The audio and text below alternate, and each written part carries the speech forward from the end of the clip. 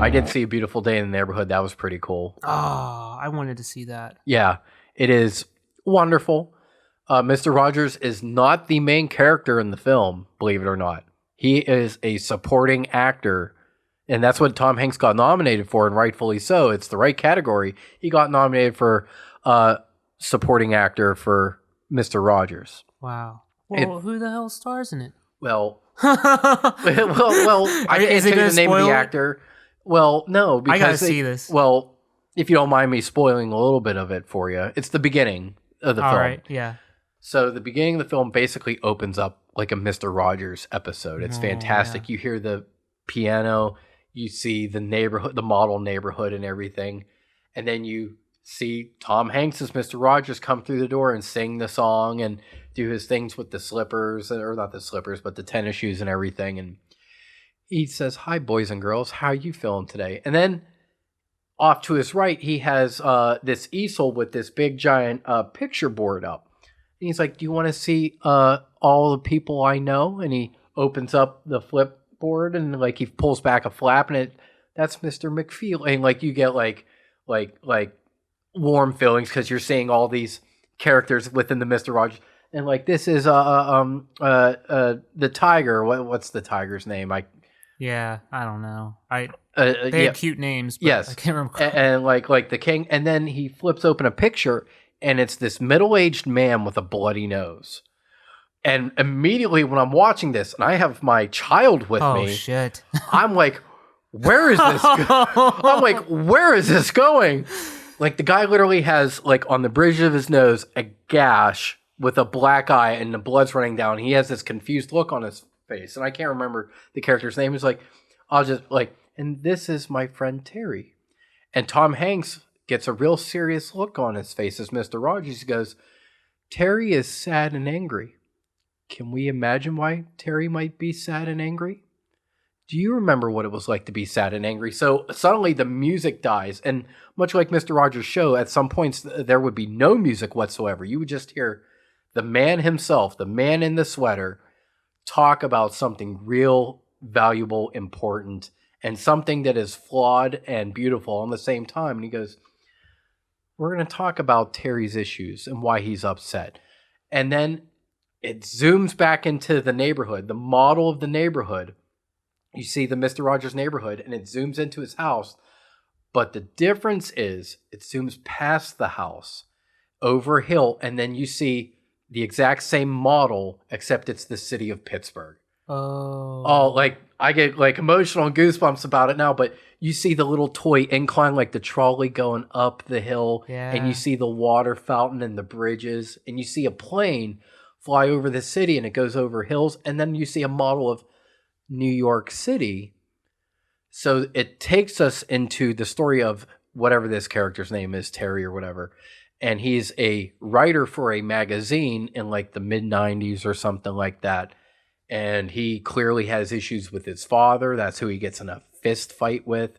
And he's kind of like a, like one of those bashing reporters. Like he's the one that digs up dirt and everything like that. He's like a ruthless writer and reporter.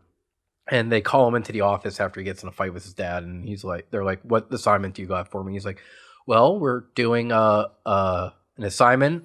We're sending all of our reporters out on covering heroes, and you got Mr. Rogers." And he's just like, "Can I get anybody else? Like, what am I going to talk to this guy about?" And she goes, "I think you need this." And that's where the story goes from there. So the story follows this reporter and his family issues growing up, not just growing up, but during like current times. And Mr. Rogers' character, or the character of Mr. Rogers, pops in this man's story as he's interviewing him and going through his life struggles. That's why he's a supporting character. And to be honest, for a Mr. Rogers movie, that's what it really needed to be, because Mr. Rogers was never about himself. And you see in the movie, he leaves all of his flaws in the movie. His wife talks about how he's not a perfect man and everything like that. And the idea that we get to follow this other man and have Mr. Rogers compliment this man's story is way more beautiful than I expected. And my daughter loved it. I loved it. It was really, really amazing. I suggest going to see it, if you're from Pittsburgh, as we both are, it is. We went on a Sunday, and the theater was packed. Wow. And this was 3 weeks after it got released, and it was still like everybody in the crowd was singing the song. Everybody snapped at the same time for the song, and it was really cool. It was little nuances and nods to the show and to the man himself, and it was a beautiful story. So wow. that was great to see. That was fantastic. So I suggest you go see it. It was really great. Can't say enough good words about it.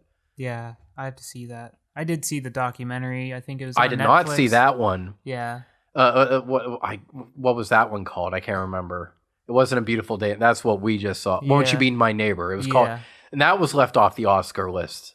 A couple, and people were like, "How does that get left off?" And for whatever reason, it did. But for a time that we live in, I mean, even baseball's not pure at this point. Not that it really ever was, but we all could use somebody like Mr. Rogers.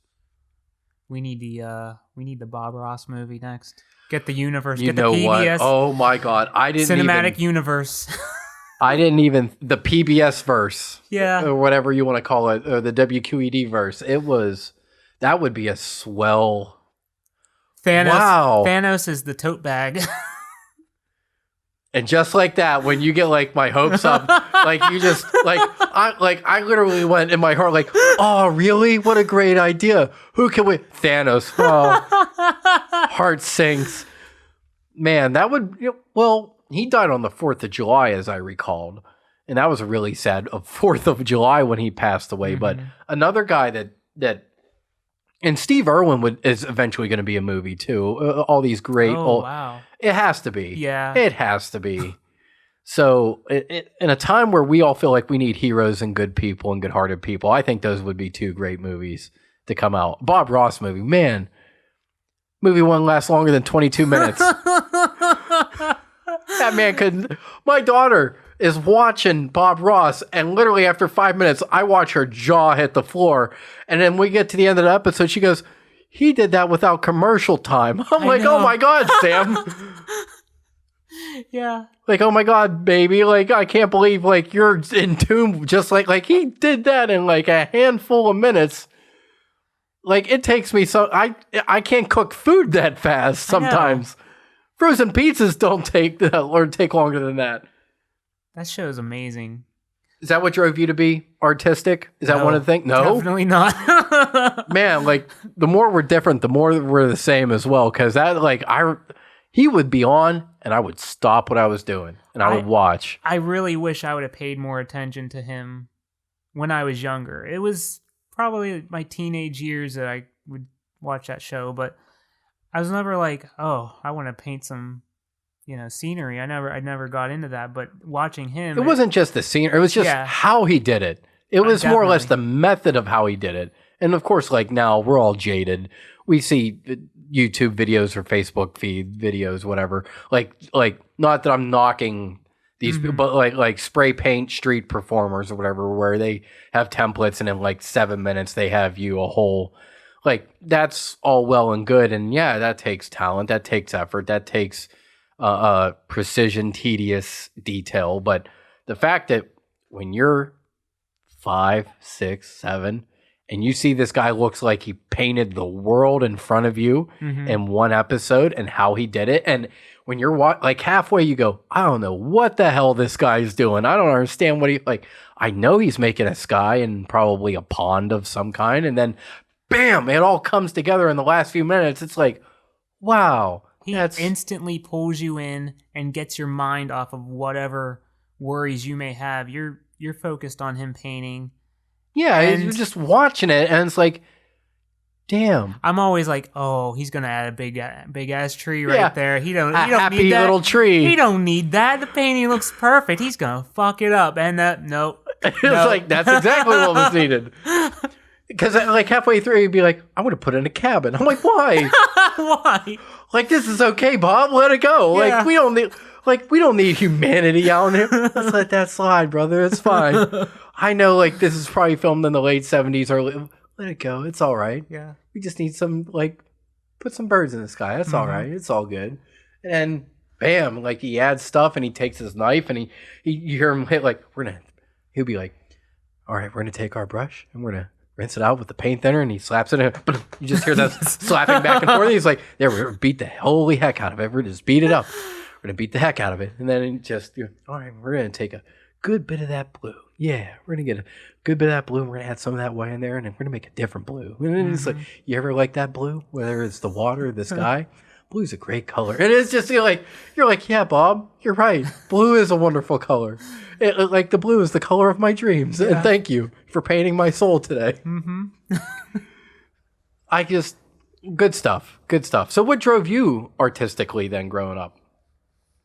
We both have artistic backgrounds, by the way. However, I'm not nearly as skilled and would never refer to myself as talented as my partner. But we both have art backgrounds. So it's interesting to hear that you didn't watch Bob Ross growing up, because I think someone of your age, our age, and even slightly younger and definitely older would have gravitated towards him. Oh, I would have loved it. I don't know I know I was watching PBS, but I didn't watch Bob Ross. I don't remember a time before drawing. I was drawing monster trucks all the time. That was really? My thing. Yes, that's cool. Yeah. Like how old as old as you can remember, kind of deal. Like 3, 5, like somewhere around there. Like as soon as I could draw, work a pencil. Yeah, that was it. That's all I drew for. It went from monster trucks, and then eventually went into like skulls and fucking crazy lizard people and all that shit. Well, that's just an imagination. Yeah. I got none of that. Yeah. And I would trace the Looney Tunes characters. That's right. You loved cartoons way more than I did. I was not a cartoon person. Not really. Like, in terms of finding that as artistic inspiration, that was never a thing for me. Mm-hmm. I personally loved recreating cards, baseball cards, hockey cards, football cards. So drawing goalies was also something that I loved to do. The details and wrinkles on the shirt and how the letters would fold over. That was something that I like. I found some of that stuff I found where I was recreating like just images, and even though they, as I look back on them and how crude they may be, I really looking back, I was like, man, did I suck? I don't know how I got into this field, but it's funny what pulls us into the different things can pull us into the same direction. That's what I take away from, like, you trucks. You don't seem like a truck guy. Oh, I was fucking crazy about trucks.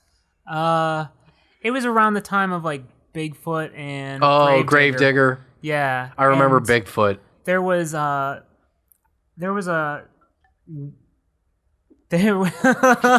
Are you okay? Came out through my nose. I'm telling you about my childhood here. Oh, burn my a little respect, please. Oh, I just took too big of a swig of beer. You keep talking. Your face is so red. Yeah, give me a second. No, it was Chevrolet USA #1 monster truck came to our area, and my dad took me. I got up on his shoulders. I cried my eyes out, but that was the only way I was going, because there was a huge crowd to see this monster truck. Why'd you cry your eyes out? Because you couldn't see it, or you weren't close enough? I hated heights. I'm like, Dad, get me down from here. So it's fear-based? Yes.